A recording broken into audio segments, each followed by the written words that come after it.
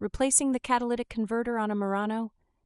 This is one of those jobs that sounds simple on paper, but it has a way of becoming a minor Greek tragedy when you actually get under the car.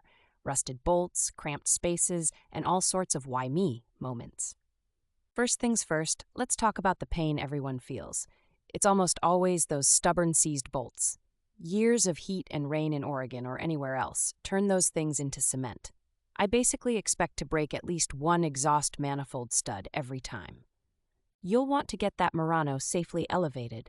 A good set of ramps or a hydraulic jack with sturdy jack stands is your best friend here. Don't be that person balancing the car on a crumbling cinder block. Safety adds 5 minutes, but saves a hospital visit. Now, before you touch a single nut, a heavy dose of penetrating oil is just critical.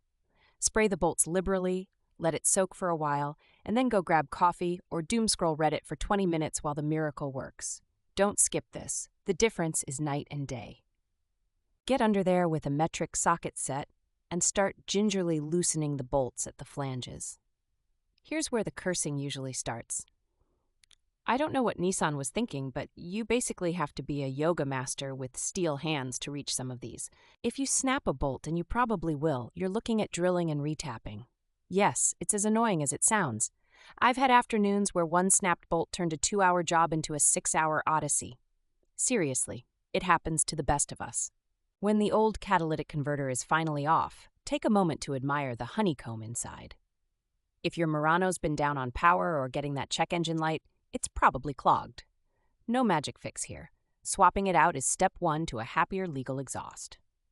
Slap the new catalytic converter in by lining it up with the flanges, making sure the gasket sits perfectly. Pro tip, always use new exhaust gaskets and bolts if you can. Trying to reuse rusty hardware is how you end up revisiting this job next month. Before tightening everything up, check for exhaust leaks.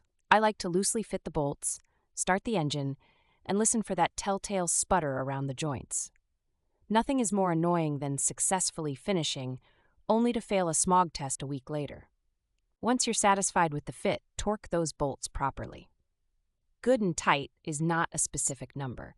Use a torque wrench. Manuals say something like 37 foot-pounds in case you love specifics. Over-torque and you'll snap something. Under-torque and you'll have leaks. Finally, clear the check engine light with a scan tool. If you don't own one, your local auto parts store will often loan you one for free. Driving around with the light on defeats the purpose. Plus, you don't want to discover you missed a sensor plug 2 weeks later.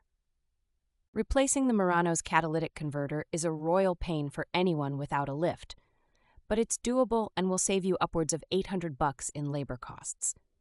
The difference in performance and peace of mind after you finish? Noticeable every single time.